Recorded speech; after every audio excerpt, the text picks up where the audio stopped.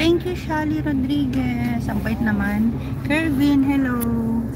Dahan-dahan lang po ate sa drive. Nagda-drive ako, Ems. Dito ako sa harapan. Nakakainis. Nakaka-bad trip yung ate ko. Ay, nako. Yung dami mong bit-bit. Kasi nagbilin siya ng mga jacket. Dami kong dala. Mga tissue, mga dami, mga gamitin niya sana sa airport for 14 hours. Ay, nakakainis. Yung effort ko, guys, alam niyo yun, imagine niyo yung layo nito, guys, 1 hour nakasakay na ako bago ako nag-live. Sumakay muna ako. Malayo tong biyahe ko eh.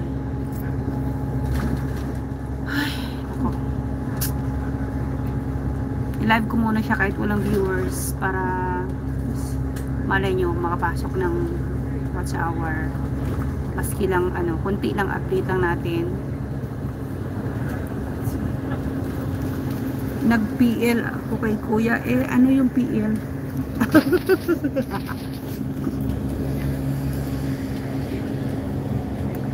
Ang ganda sana nitong view nito, guys, kung araw, kaso lang gabi na puro light na makita nyo.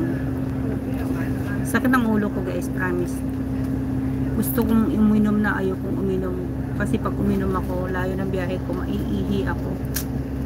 Dami kong viewers sa Facebook kanina. Grabe. Ganda pala mag-live sa Facebook. Daming papasok. Si Elsa Benavides. Hello.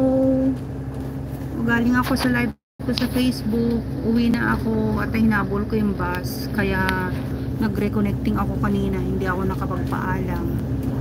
Nawala yung wifi na sa labas. Mahina na yung wifi sa labas. Pagka nasa bus station na, sa bus terminal na, wala nang wifi. Mahina na yung wifi. Hindi na niya masagap. So, nawala bigla yung ating nag-end agad yung ating Facebook live. Mahina din pati yung data ko kasi lalim nasa ilalim. Kervin, matulog ka na. Kervin, may galaw shoutout, sabi ni si Elsa. JS, may galaw shoutout, sabi ni si Elsa. Oo, guys, maraming salamat. 5 thumbs up. Ay, nako. I'm so tired. I'm so tired.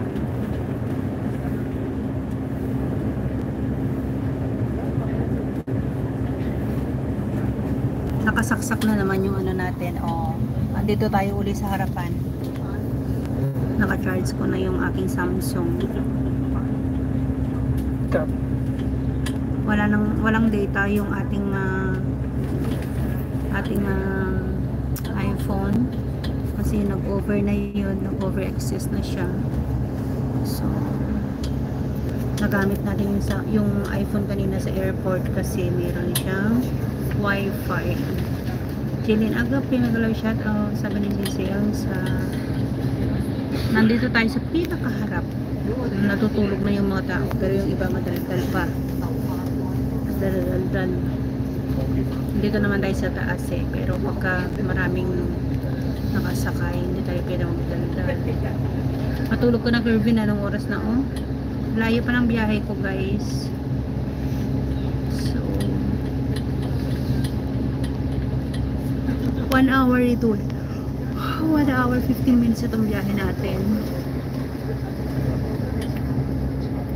So nag-live ako 40 minutes ago.